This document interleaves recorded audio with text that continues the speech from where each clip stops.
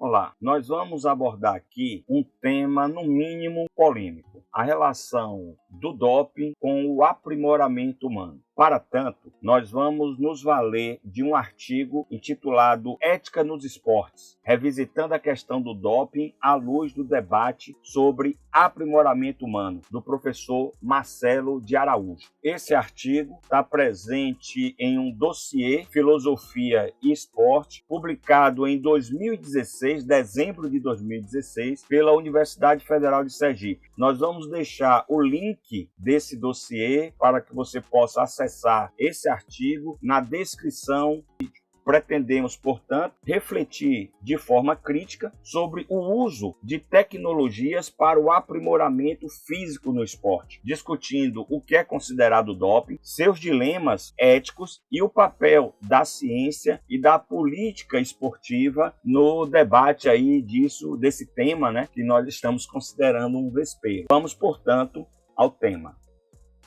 Vamos iniciar com algumas perguntas. Você tomaria uma pílula para correr mais rápido, pular mais alto ou ter reflexos melhores? E se isso lhe garantisse a medalha de ouro? Mas e se fosse proibido? Será que isso seria trapaça ou já seria evolução? Não temos aqui a pretensão de responder todas essas perguntas. Aliás, nenhuma delas. O que queremos aqui é trazer algumas reflexões para que a gente possa pensar conjuntamente sobre esta relação do doping e do desempenho humano. Esse debate, ele é muito mais profundo do que parece. O doping é basicamente o uso de substâncias ou procedimentos proibidos para melhorar, potencializar o desempenho do atleta. Dito isso, lançamos mais algumas perguntas para pensarmos. Por que certas tecnologias são permitidas e outras não? Por que está tudo bem realizar um treino em altitude, usar câmara hipobárica, suplemento, alimentação de ponta, mas não pode usar nenhuma substância que faz o mesmo efeito? Será que a linha entre o permitido e o proibido é tão clara assim? E mais, será que ela é justa? Durante muito tempo, as agências antidoping,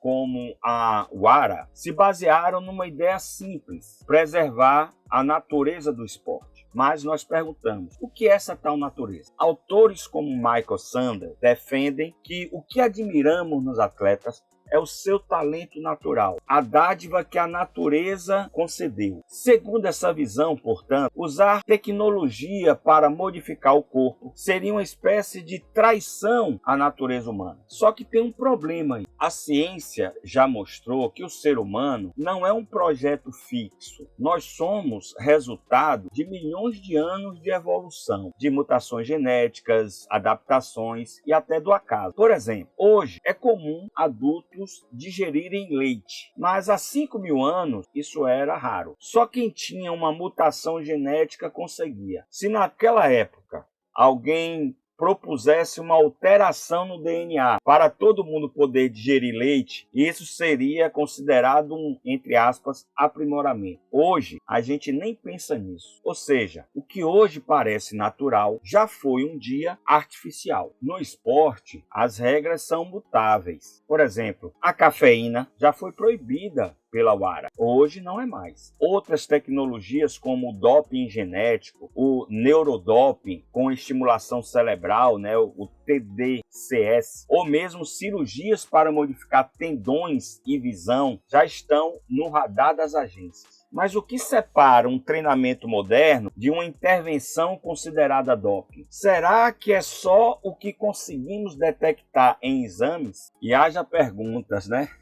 Mas vamos imaginar duas situações. Um atleta treina em altitude, seu corpo, portanto, vai produzir mais glóbulos vermelhos, ele melhora seu rendimento. Outro atleta usa a eritropoetina sintética, ou EPO, que faz exatamente a mesma coisa. Um é permitido, o outro é proibido. Mais perguntas. Por quê? A resposta geralmente é: uma atitude é natural ou considerada natural e a outra é artificial. Mas como assim? A câmara hipobárica, que simula altitude, é natural? O suplemento hipercalórico é natural? A raquete de carbono é natural? Essa distinção entre o que é natural e o que é artificial parece não ajudar muito no debate. Sandel afirma que quanto mais tecnologia envolvida, menos mérito do atleta e mais do farmacêutico. Mas pense bem, um atleta de elite depende de toda uma estrutura: treinador, nutricionista, médico, psicólogo, patrocínio, equipamento, logística. Porque um farmacêutico seria mais intrusivo do que todos esses? E outra, uma droga sozinha não transforma ninguém em campeão. O esforço continua lá, o treinamento continua sendo o essencial. E vamos combinar, né, que essa tecnologia de uso de doping, de substâncias que estimulam, que potencializam as nossas ações, não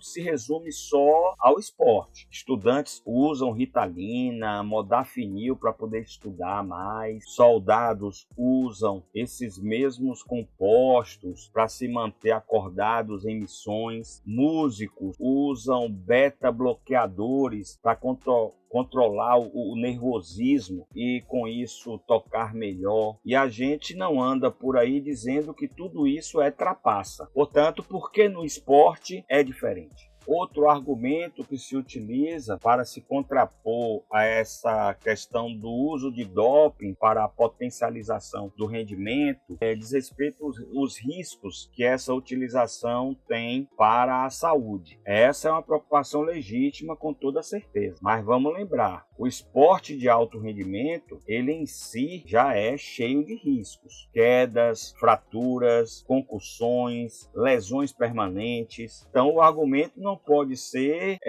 nessa linha de que o doping é proibido porque tem risco. O certo seria avaliar quais riscos são aceitáveis, com que controle. Assim como o direito do trabalho define adicionais de periculosidade, o esporte também pode criar formas de regulação, de acompanhamento. E então, será que o problema do doping é realmente ético? Ou será que estamos defendendo uma ideia ultrapassada de pureza, talento dado por Deus e natureza humana fixa? E mais, será que proibir o aprimoramento tecnológico realmente torna o esporte mais justo? Ou será que aquilo que estamos chamando de justiça, na verdade, só reforça desigualdades e idealizações? Como você pode ver, muitas perguntas de um tema controverso, de um tema espinhoso, de um tema polêmico. E nós queremos saber a sua opinião. Você acha que deveríamos liberar com regras o uso de drogas e tecnologias para aprimoramento no esporte? Ou ainda você acredita que o natural deve prevalecer? Se você gostou desse conteúdo, se ele de alguma forma fez sentido para você, curte o vídeo, se inscreve no canal e compartilhe com quem também gosta de pensar o esporte fora das quatro linhas. Um grande abraço.